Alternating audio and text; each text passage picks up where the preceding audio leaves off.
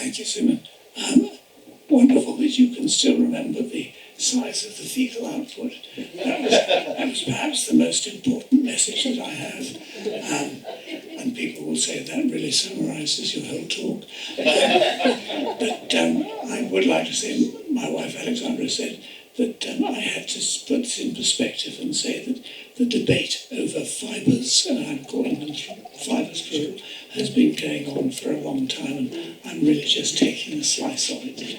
So thank you, Simon. I will hand over to the electronic people because my voice is not good, and so I pre-recorded it. I will stay here and answer questions afterwards and face the wrath of the audience for anything that I've said wrong. Thank you. I think fibre or fibres, that is the question.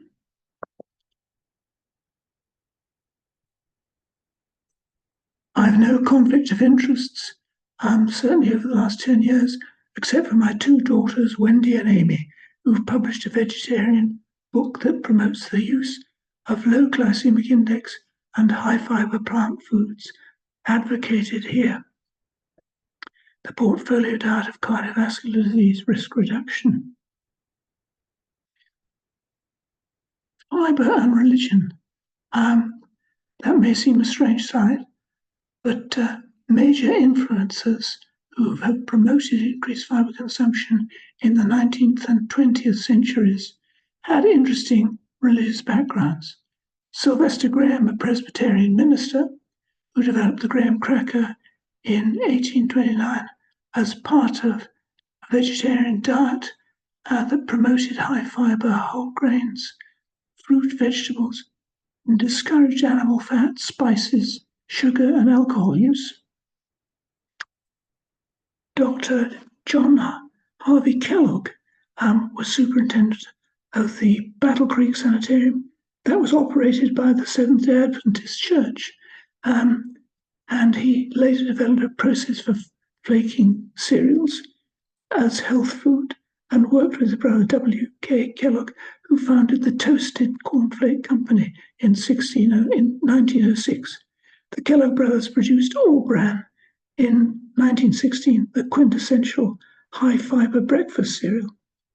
Dr. Dennis Burkitt, a surgeon at Makerere University, Uganda, known for Burkitt's lymphoma. His colleague, Dr. Hugh Trowell, was a medical missionary and promoted the use of less processed starchy foods rich in fibre that were seen to increase fecal bulk, which they felt was associated with freedom from Western diseases. So there's a sort of moral fibre aspect to the fibre story. The recent 2024 WHO recommendations concluded that there was robust evidence for wide-ranging health benefits associated with higher intakes of dietary fibre, moderate certainty. We've no disagreement. But we have concern with fibre in the singular that I feel limits public health and its clinical application. If we look at the definitions of dietary fibre, starting again with Hugh Trowell in 1976, dietary fibre consists of plant polysaccharides and lignin, which are resistant to hydrolysis by the digestive enzymes of man. I think that's been the general feeling for all the definitions that have followed. But the trouble is, these definitions often said dietary fibre is the endogenous components, plural. So it's not, I'm afraid Health and Welfare Canada were not grammatically correct. Fibre is the endogenous components, plural. And I think that's what we see all the way around. Dietary fibre is, dietary fibre is, dietary fibre is. And I think it's really dietary fibres are. And that's, I think, where I'd like to take the discussion. Different components of specific fibres or fibre types found in a wide range of foods include cellulose, chitin, chitosan, chondroitin sulfate, degrees of polymeration, dextrins, gums, hemicellulose, hydrocolloids, lectins, lignin, Maillard reaction products, modified celluloses, mucilages, non-digestible non-starch polysaccharides, oligofructose, and so on, lectins, many components. So fiber is not just a single entity. Different fibers have different components, and they're very varied. So I do think we're talking of fibers plural.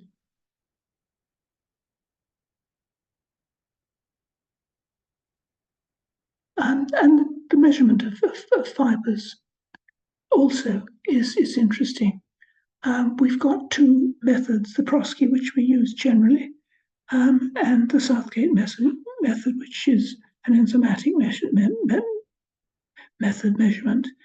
These are the two sort of basic ones, but we've had many methods for measuring fibers. And their contents: lignin, non-starch polysaccharides, resistant starch, inulin, oligosaccharides, polydextrose, resistant maltodextrins, chitin, chitosan, and so on. So we have many components that these various assays either measure yes, or don't measure no, or measure some. So this is not a tremendously accurate approach. Probably the best for detailed work is the Southgate method, which measured specifically lignin and the types of non-starch polysaccharide, which again are many. So I think that we even have methods that don't always measure all the fiber that you've got in the food. And there are many different types of fiber. So I think the issue is much more complicated than we like to say when we say fiber.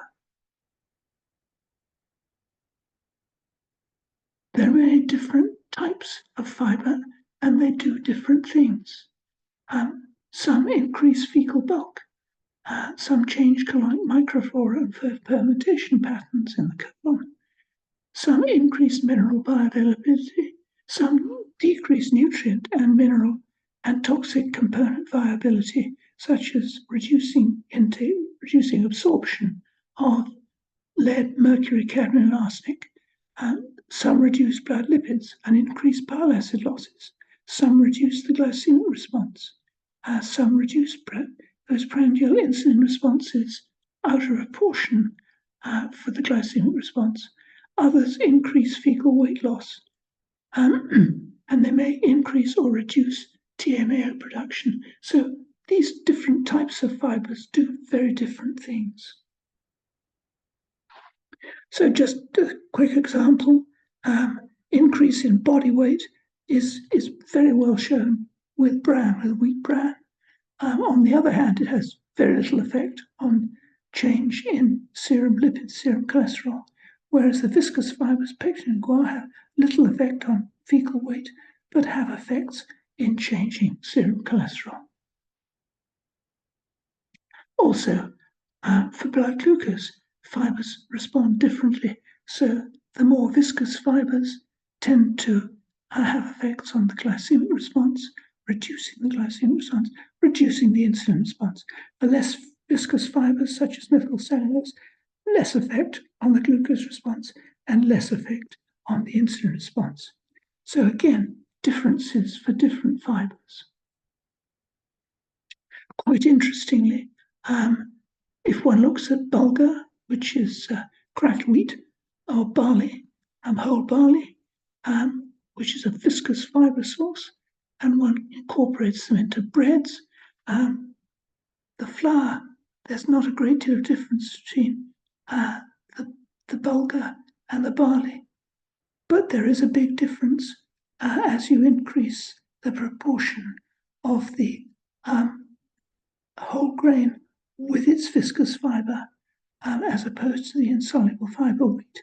So wheat is this line, barley is this much steeper line as you increase the amount of intact grain in the bread making mix. So again, there's an interaction of fibre with whole wheat, and that's something important, but very specific to the type of fibre.